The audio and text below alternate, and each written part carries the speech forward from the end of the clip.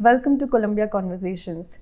We have with us Dr. Narendra Prasad, Senior Consultant Internal Medicine at Columbia Asia Hospitals, Hebbal. Over 20 years of experience. His interest mainly being in chest medicine, HIV and diabetes. So we will be discussing on variety of topics today. So doctor, what is the scope of internal medicine consultant? So, as a physician or internal medicine consultant, we go through a lot training through various departments during our initial years. So, be it pulmonology, cardiology, gastro, and neurology, etc., etc. So, once we are a full-fledged physician, when we start practicing, so we do deal with variety of patients from various specialties, various disorders. But at some point of time, yes, I do have help of my colleagues who we cross-consult for dealing with various disorders. Okay. So what are the common or increasing medical issues that you encounter on your daily basis?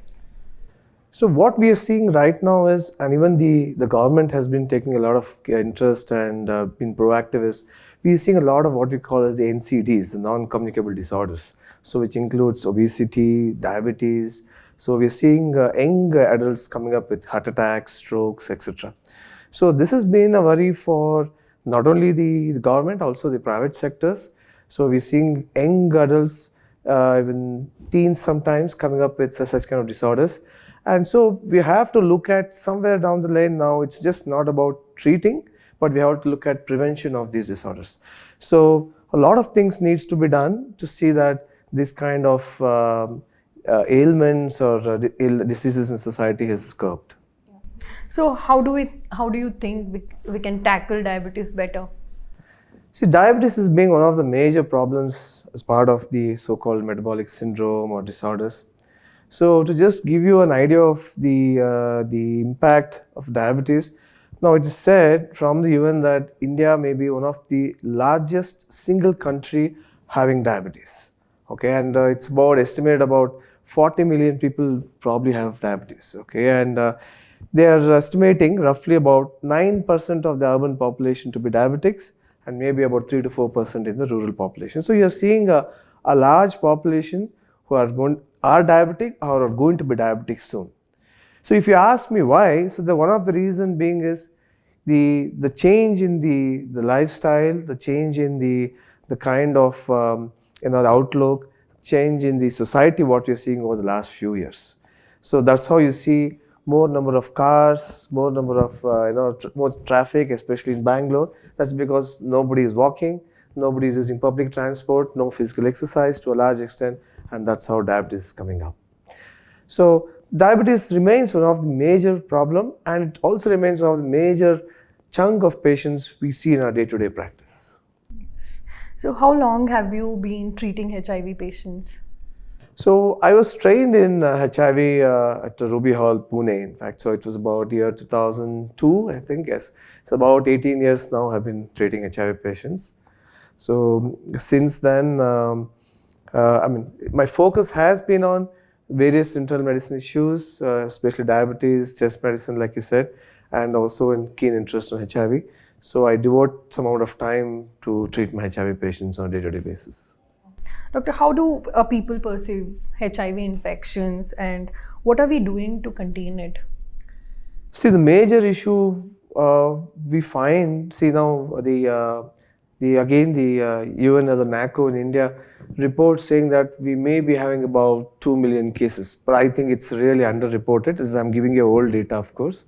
And there are much more patients who are infected, probably not being treated or not gone to a physician seeking treatment, or people who have not known that they have a HIV infection. One of the major issues is we are seeing a lot of HIV infections in the rural segment. So one important thing is the literacy. So most of them are illiterate, so they don't know what HIV is and how to deal with it. They don't know where HIV treatment is done, whom to see. In fact, large extent government is supporting. You have free ART in a lot of sectors. You have a lot of private hospitals with a lot of specialists like me trained HIV who are treating, but then access is an issue. Second major issue is the social stigma. So someone knows that he or she has HIV, but they just don't want to go and seek treatment, because when they go into a clinic or a hospital where they know that he or she is a treating physician or treating HIV physician, so then they feel that they're going to be branded or stigmatized in the society. So this is a major issue. That's how a lot of people are not coming forward to treat. Third thing is promiscuity. So that's a major issue which we are having in the society. For example, a spouse is detected HIV for some reason. He comes to know, sometimes through an incidental thing, he's going through surgery, they detect it, or he has some ailments, so he comes to us and we detect him. And it's so saddening to see he or she does not disclose to their spouse. And so what's happening is, at the end of it, he or she is going to spread the infection to a lot more people. So we are also worried about, especially I think I'm worried about seriously, is with the IT boom. So we see a lot of migration, transmigration of people all across our country. So we are seeing people from northeast working here, from south going up north, going abroad.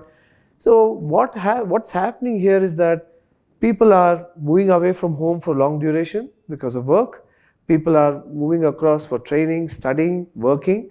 So you are having a lot of interpersonal relationships which goes beyond just work and work ethics. So therein where we are going to see a lot of people who are probably going to be contracting this infection. That's kind of shocking. Yeah.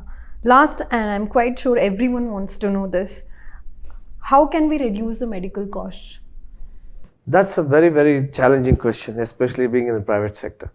See, first of all, you have to remember that the demand or the need from the common people is very high. So they expect X, Y, Z or a particular standard of care when they come into a hospital, whether being it a clinic, a specialized clinic, or a hospital, especially a corporate hospital like ours.